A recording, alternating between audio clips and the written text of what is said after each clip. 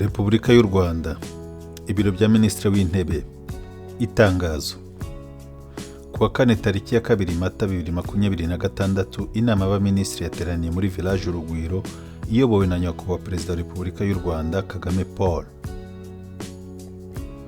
Rimwe, inama y'abaminisitiri yagejejweho imyiteguro yo kwibuka ku nshuro ya 32 Jenoside yakorewe Abatutsi.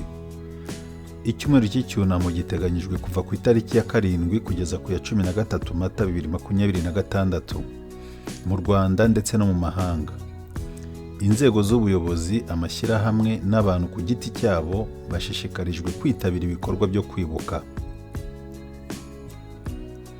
Mu gihe twibuka ku nshuro ya 32 Jenoside yakorewe Abatutsi, inama y'abaminisitiri irakangurira abanyarwanda bose kwamagana ingengabitekerezo ya Jenoside mu buryo igaragariramo bwose.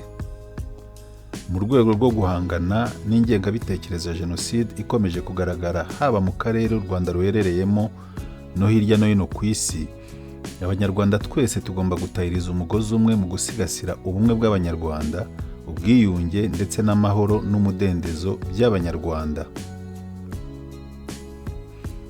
Kabiri, inama y'abaminisitiri yagejejweho ingaruka ku bukungu kubera ibibazo byo mu burasirazuba bwo hagati, by'umwihariko ku biciro mpuzamahanga by'ingufu n'ibindi bicuruzwa by'ibanze. Inama y'abaminisitiri yashimangiye ingamba zigamije gukomeza kubungabunga ubukungu bw'igihugu, kugabanya izamuka rikabije ry'ibiciro, abaturage bagahabwa amakuru ku gihe kandi bakanabigiramo uruhare. Gatatu, inama y'abaminisitiri yagejejweho ibipimo by'imiterere y'uburezi biherutse gutangazwa n'amavugururwa y'ingenzi akomeje gukorwa kugira ngo urwego rw'uburezi rurusheho gutera imbere. Kane, inama y'abaminisitiri yemeje imishinga y'amategeko ikurikira: umushinga w'itegeko ryemera kwemeza burundu amasezerano y'inguzanyo hagati ya Repubulika y'u Rwanda na Banki ya Aziya ishinzwe gutera inkunga ishoramari rigamije ibikorwa remezo yerekeye inguzanyo igenewe gutera inkunga urwego rw'ingufu. Umushinga w'itegeko ryemera kwemeza burundu amasezerano y'inguzanyo hagati ya Repubulika y'u Rwanda n'ikigega mpuzamahanga gitsura amajyambere yerekeye inguzanyo igenewe politiki igamije guteza imbere imirimo idaheza kandi irambye mu Rwanda. Gatanu, inama y'abaminisitiri yemeje politiki, ingamba na porogaramu zikurikira: amasezerano hagati ya guverinoma y'u Rwanda na Moja Rwanda Limited yerekeye imikorere ya tombola ku rwego rw'igihugu. Amasezerano hagati ya guverinoma y'u Rwanda na G2P Energy Limited yerekeye kubyaza gazi metani ingufu z'amashanyarazi. Amasezerano hagati ya guverinoma y'u Rwanda na Teleperformance Rwanda Limited yerekeye ishoramari mu by'itumanaho. Gatandatu, inama y'abaminisitiri yemeje abahagarariye ibihugu mu Rwanda bakurikira: Bwana El Hussein Ould Nagi, ambasaderi wa Repubulika ya Kiyisilamu ya Mauritania mu Rwanda ufite icyicaro i Addis Ababa. Bwana Irene Ndikumwenayo, uhagarariye inyungu za Grenada mu Rwanda. Bwana Yul Delaney, uhagarariye inyungu za Irlande mu Rwanda. Karindwi, inama y'abaminisitiri yashyize mu myanya abayobozi bakurikira: mu kigo cy'u Rwanda gishinzwe guteza imbere ubufatanye RCI, Bwana Niwenshuti Richard, umuyobozi mukuru. Madamu Tubane Chance, umuyobozi mukuru ushinzwe ibikorwa. Mu rwego rushinzwe iterambere mu Rwanda RDB, Bwana Nsengiyumva Joseph Cedric, Chief Corporate Affairs Officer. Bwana Kayibanda Richard, Chief Licensing Officer. Mu rwego rw'umuvunyi, Madamu Mbabazi Judith, umuvunyi wungirije ushinzwe gukumira no kurwanya akarengane. Mu rwego rw'u Rwanda rushinzwe igorora RCS, CP Badege Theos, komiseri mukuru wungirije. Muri komisiyo y'igihugu y'amatora NEC, Bwana Nkiko Albert, komiseri. Mu bushinjacyaha bukuru NPPA, Bwana Habimana Donath, umushinjacyaha wo ku rwego rw'igihugu. 8 mu bindi, Umuyobozi mukuru w'urwego rushinzwe iterambere mu Rwanda RDB yamenyesheje inama y'abaminisitiri ko kuva ku itariki ya 14 kugeza ku ya 15 Gicurasi 2026 i Kigali hazateranira inama ihuza abayobozi b'ibigo bitandukanye, abashoramari n'abanyapolitiki izwi nka Africa CEO Forum. Minisitiri w'ibikorwa remezo yamenyesheje inama y'abaminisitiri ko kuva ku itariki ya 18 kugeza ku ya 21 Gicurasi 2026 i Kigali hazateranira inama nyafurika yiga ku mikoreshereze y'ingufu za nucleaire muri Afurika. Kigali tariki 2 Mata 2026. Iri tangazo rishyizweho umukono ku buryo bw'ikoranabuhanga na Dr Nsengiyumva Justin, Minisitiri w'Intebe.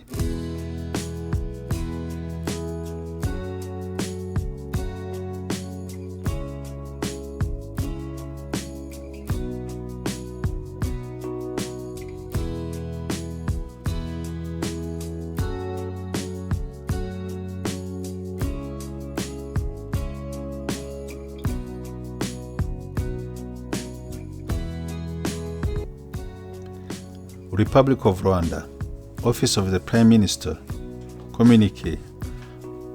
On Thursday, 2nd April 2026, His Excellency Kagame Paul, the President of the Republic of Rwanda, chaired a cabinet meeting at Urugwiro village.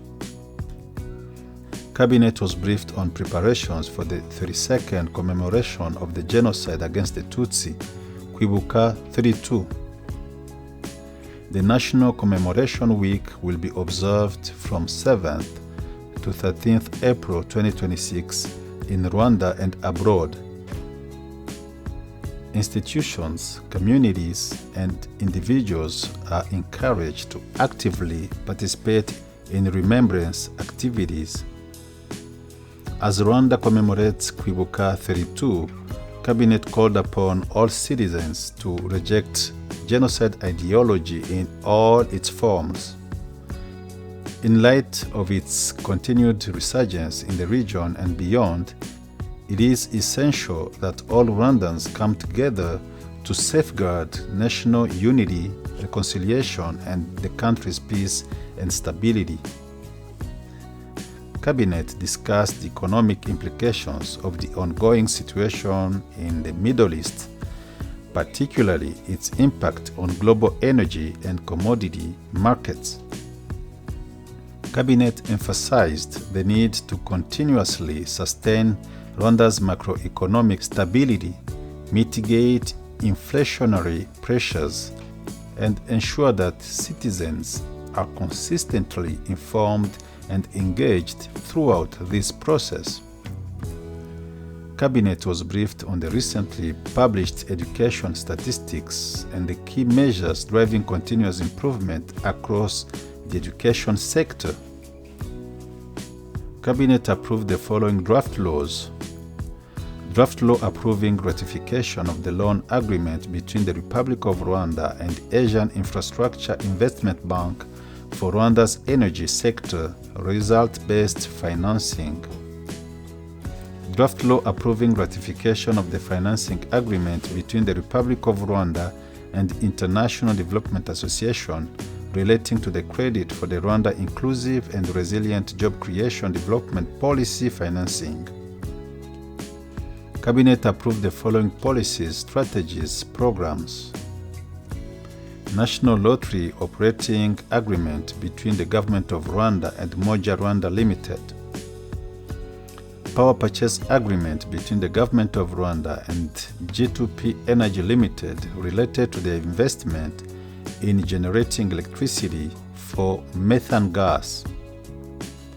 Partnership Agreement between the Government of Rwanda and Teleperformance Rwanda Limited related to their investment in telecommunication.